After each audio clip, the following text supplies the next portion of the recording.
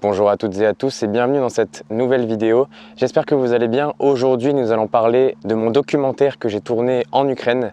On va parler de Camille et de Vivien, deux étudiants français partis sur un coup de tête à la frontière ukraino-polonaise. Pour ce premier reportage de l'Ukraine, j'ai décidé de vous parler d'eux, de leur histoire et de comment ils sont arrivés jusque-là. Bon visionnage à vous et à très bientôt pour de nouveaux reportages.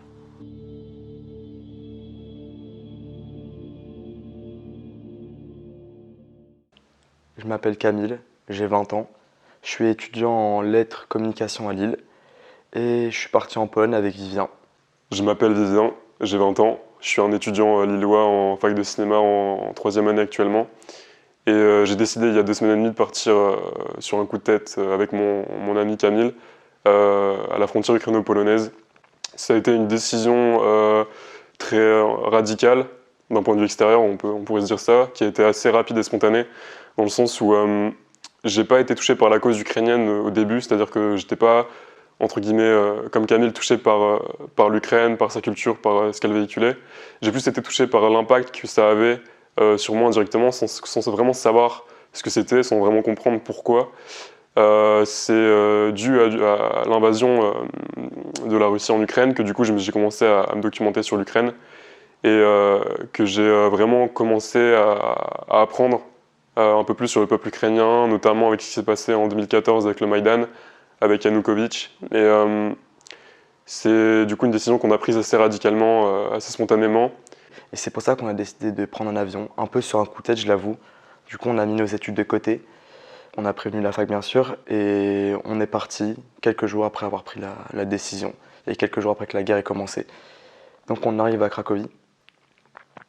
Déjà, je rencontre un Portugais qui vit depuis 17 ans en Ukraine, donc il s'appelle Hugo, qui est en relation avec l'Union européenne, avec le cabinet de Joseph Borrell, et il m'a appris énormément de choses. Il m'a expliqué comment je devais aider, de quelle manière et comment aider concrètement. Il m'a aussi expliqué comment aussi aider en France. Il m'a expliqué comment les étudiants français pouvaient se rendre utiles en collant des posters à côté des ambassades russes ou des consulats, mettre en place des manifestations. Donc il nous a un peu guidés quand on est arrivé en Pologne. Ce qui nous a beaucoup touché et beaucoup mis dans le bain en fait. On ne pensait pas qu'on allait avoir une coupure radicale avec la France à ce point-là, mais c'était vraiment cette rencontre, plus avec Camille, qui a été marquante et déterminante. Du coup, cette personne qui s'appelle Hugo, qui est assez investi, il nous a permis d'avoir un plan entre guillemets déterminé sur place, c'est-à-dire qu'il nous a permis de savoir qu'il fallait absolument faire un appel aux dons pour organiser les convois. Donc tout de suite, on a été ultra galvanisé par ce qui se passait là-bas, parce qu'on a eu en fait un véritable contact humain. On n'avait pas cette barrière policée de l'information, de BFM, de CNews. Et du coup, ça a été un contact très impactant. Dans l'auberge de jeunesse où on arrive, première chose qui nous choque, première claque, c'est qu'on s'y attendait, mais bon, on n'est jamais préparé à une chose comme ça. On tombe sur énormément de réfugiés ukrainiens, du coup, que des femmes et des enfants. On les voit dans l'auberge jeunesse. L'auberge jeunesse est remplie de réfugiés ukrainiennes. Et ça a été une claque émotionnelle, en fait. On a aussi rencontré quelqu'un qui venait d'Azerbaïdjan, qui faisait ses études en Ukraine, et qui a quitté le pays parce que le pays est en guerre, et on voyait sur son visage les marques de la guerre, des formes de brûlures liées, je pense, à des obus, à des choses comme ça. Donc, le lendemain, on rencontre un Français qui nous explique où aller. On avait un contact, il nous expliquait qu'on devait aller à Przemyśl, donc la grosse ville frontalière avec l'Ukraine. Ensuite, on s'est renseigné, on s'est rendu compte qu'il y avait pas mal de Flixbus pour aller à la frontière. Le matin, vers 9h, on avait à peu près 3 heures de Flixbus et on repartait vers 17h15 avec aussi 3 heures de Flixbus pour rentrer à Cracovie. C'est un schéma qui s'est répété tout au long des 10 jours. On était dans une optique d'abord de vraiment apporter de l'aide humanitaire, donc vraiment des trucs bêtes, mais typiquement, par exemple, porter des sacs ou juste un sourire, un regard. On s'est vite rendu compte que, entre guillemets, il y avait un choc des cultures, dans le sens où les Ukrainiens, il faut le savoir, c'est que c'est un peuple assez fier, c'est-à-dire que c'est pas au sens de l'ego, c'est au sens de ils ont déjà, entre guillemets, vécu la vie dure, et ils savent que les Occidentaux, nous, en tant que privilégiés, on n'est pas pareil. C'est un peuple qui est très digne, ils vont pas te dire directement qu'ils ont besoin d'aide Alors que le lendemain, on a eu contact avec une traductrice qui parlait anglais, ukrainien et polonais. Elle nous explique comment on devait aider. Surtout, ce qu'ils avaient besoin, c'est de nourriture pour enfants et de produits d'hygiène pour les femmes. Donc, on a mis en place, grâce aux dons qu'on a reçus de nos proches en France, parce qu'on on est parti avec un peu de moyens, notamment des dons, et on a mis en place une méthode. Tous les jours, on apportait nourriture, on mettait en place des distributions de nourriture, donc produits pour enfants, beaucoup de compotes, des choses comme ça, qu'on donnait et qui après étaient distribués directement aux réfugiés ukrainiens. Donc tout ça, c'est aussi payé grâce aux dons que vous avez eu. Ça, c'est cool. C'est la première fois qu'on paye grâce aux dons. Ouais, parce que là, en début de semaine, en fait, ce qu'on faisait, c'est que du coup, on payait à contre argent perso. Et le fait d'avoir les dons, du coup, ça conforte le fait qu'on puisse rester plus longtemps pour donner, donc c'est hyper cool. Parce que l'argent perso, on peut pas tenir. Ah non, l'argent perso, au bout d'un moment, tu tiens plus. Ouais. Sauf qu'on on a notre loyer, on a notre nourriture. Bon, après, ça coûte pas très cher. Hein. Moi, on a des restos. Tu dois le passer après les 2 dernières semaines de mars chez toi en France, donc pense à ça aussi.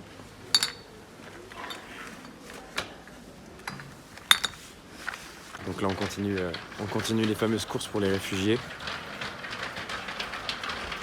qui seront ensuite redistribuées directement à la gare.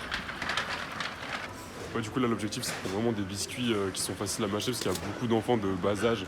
Et du coup, ce que la dame au stock nous a dit de prendre, c'est surtout des biscuits type boudoir ou des gaufres vraiment très fines. Ouais, ce genre de truc un peu mou, un peu sucré.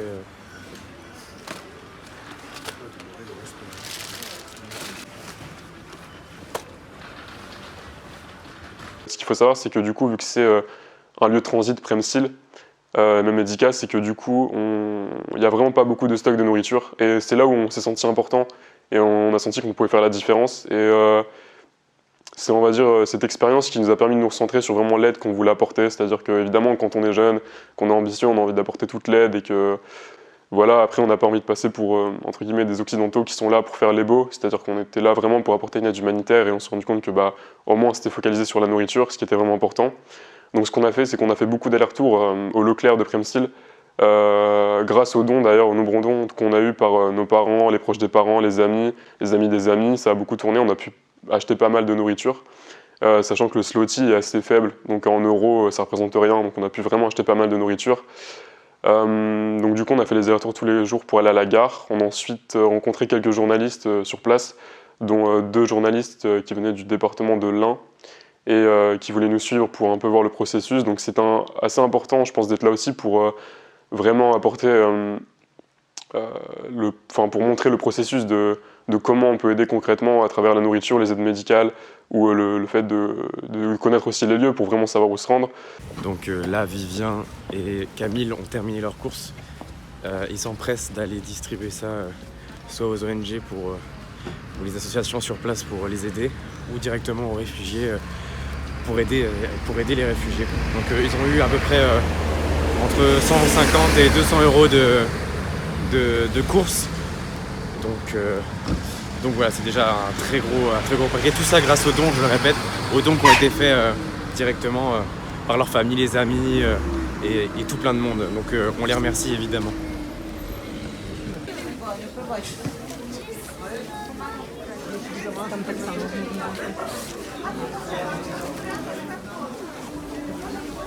Donc nous voilà dans la gare où beaucoup de réfugiés arrivent, ukrainiens arrivent, passent la frontière et arrivent directement ici. Nos deux jeunes Français vont déposer leurs achats directement. Juste là derrière moi. Voilà.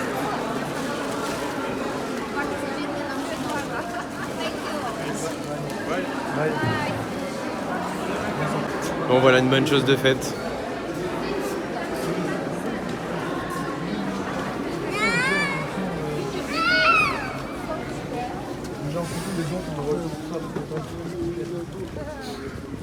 Bon, vous avez déposé vos achats. Ouais, du coup. où est-ce que ça va partir? Qu'est-ce qu'ils vont en faire? Du coup, ça part directement. Comme tu as pu voir, il y a beaucoup de réfugiés qui étaient en train de manger et tout. Et souvent, quand. C'est en Tunisie, en fait. Ouais, c'est les heures du midi, du coup, ça distribue beaucoup à ce moment-là. Tu as beaucoup d'enfants. Notamment, il y a beaucoup de trains qui arrivent vers midi et demi. Donc en fait, ils nourrissent directement les réfugiés dès qu'ils arrivent. Ouais, c'est ça. Et notamment les enfants, ils leur donnent des briquets, des compotes, des choses comme ça. Des choses qu'ils peuvent manger facilement, quoi. En fait, la plupart des Ukrainiens ont de la famille en Pologne. Ok. Il y a une grosse diaspora ukrainienne en Pologne. Donc en fait, les Ukrainiens ne sont pas non plus hyper dépaysés. Ils ont des contacts, et tout, alors que beaucoup de gens, notamment des étudiants d'Afrique, d'Inde ou de n'importe quel pays, en fait, n'ont pas forcément les moyens de rentrer ou de trouver de la famille, de l'aide.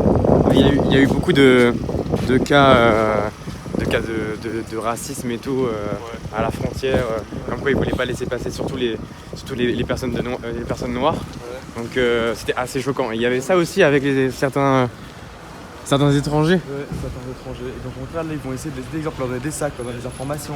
Parce que déjà, ils parlent pas ukrainien, ce qui est compliqué. Et là, du coup, c'est une ONG qui est que en anglais. Ils gèrent qu'en anglais. Donc, on a visité un peu la gare. On est parti aussi à Castorama. Car en fait, les Polonais ont aménagé cet espace-là pour justement faire entre guillemets un camp de réfugiés où on pouvait donner des vêtements, où il y avait un peu de convoi, il y avait pas mal de cars et de bus.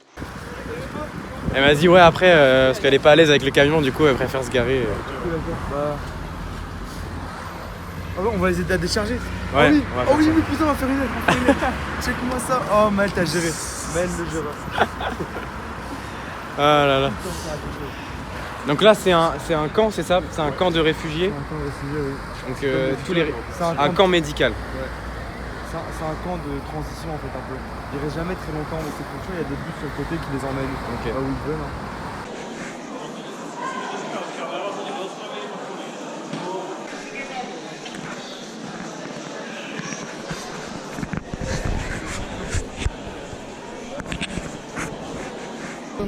Salut, ça va? Du coup, c'est bien interdit les photos et les vidéos. On me l'a dit. On me l'a dit. Ensuite, on s'est rendu à Medica, donc à la frontière même, ukraino-polonaise, où vraiment là, c'était entre guillemets le plus gros camp. C'était le camp principal. Medica, c'est vraiment le poste frontière qui. C'est le poste frontière, c'est-à-dire qu'elle était visible, la frontière était visible, c'était à 100 mètres. On a vu des tentes, exemple, des tentes de réfugiés gérées par l'ONU. Donc, quand on a la Medica, on a surtout voulu apporter une aide médicale, donc exemple des kits de survie, des couvertures contre le froid, parce qu'il faisait très très froid à cette période-là. Donc, on a un peu apporté tout ça. C'était là où il y avait le plus de transit, donc du coup on a pu faire la connaissance de certains Français, on a pu leur parler, savoir comment s'organiser les convois. Ce qu'on voulait faire initialement de base, c'est aussi acheter des barils pour payer l'essence et organiser les convois.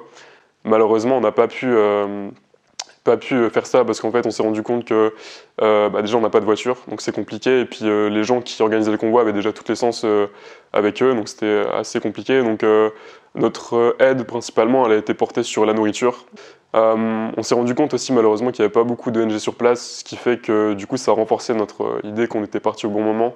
On s'est rendu compte qu'on avait apporté une aide un peu d'urgence et que voilà, maintenant il fallait laisser l'aide aux associations. Surtout que sur place on s'est rendu compte qu'il y avait quand même peu de Français. On a vu exemple beaucoup de convois allemands, espagnols, portugais, grecs, estoniens, lituaniens, mais on s'est rendu compte qu'il y avait très peu de Français sur place, si je ne compte pas les journalistes. Donc on s'est rendu compte qu'on a déjà mis en place une aide assez importante, et après on a décidé donc de repartir, mais avec un voyage qui nous a changé, qui nous a plus humanisé, où on a vraiment appris en fait l'importance en fait des choses, et que l'importance même de la vie que je trouve qu'on a un peu perdu en Occident, en Europe de l'Ouest. Et surtout, ce qui me faisait un peu tenir, ce qui me donnait de l'espoir, c'est le fait que les réfugiés ukrainiens, ils gardaient une forme de fierté, mais pas une fierté négative, une fierté, on reste digne. On vit quelque chose de très compliqué, mais on reste digne. Mais avec le recul, on s'est dit que c'était avant tout une expérience humaine marquante, parce qu'on sait maintenant qu'on aura besoin d'une structure pour l'avenir. Et donc, au fur et à mesure, le séjour s'est déroulé. On a rencontré beaucoup de personnes qui voulaient aider, aussi bien sur le front que juste à la frontière, pour la nourriture, les aides, tout ça. Et on s'est rendu compte que beaucoup C'est ce qui nous a marqué, c'est que beaucoup de personnes qui venaient étaient surtout des gens très solitaires. Et c'est là où justement on s'est rendu compte qu'entre guillemets c'était important de parler de ces gens-là, de parler de leur aide, de parler de ça aux gens pour vraiment qu'ils comprennent que en fait on n'a pas besoin de forcément partir à 10 pour aller à la frontière, on peut juste y aller tout seul, prendre sa voiture, partir pour les convois. Et cette aide-là, on sait qu'elle est précieuse parce qu'au-delà de l'aide matérielle, parce que oui, on n'a pas énormément de moyens, donc on ne peut pas apporter une très grosse aide matérielle, mais on a pu surtout leur donner de l'espoir que oui, les Européens sont là, oui, le monde les soutient et qu'on ne les oublie pas. Et c'est comme un moment quand à Przemyśl, donc la grande ville frontalière avec l'Ukraine, des fois du coup, le midi on se posait pour aller manger, et il y avait des réfugiés ukrainiens du coup, qui mangeaient un peu à côté de nous, et notamment des enfants. On essayait de jouer un peu avec eux, de leur apporter de la bienveillance, un peu leur apporter une forme d'amour. Leur dire, regardez, nous, on est là, on va vous aider, on est là pour vous, on vous oublie pas. Et ça a été un voyage, moi ça a été un voyage qui était très marquant, je pense, et j'ai pris une claque de vie que j'ai jamais pris, exemple, en Europe de l'Ouest. Et c'est pour ça que en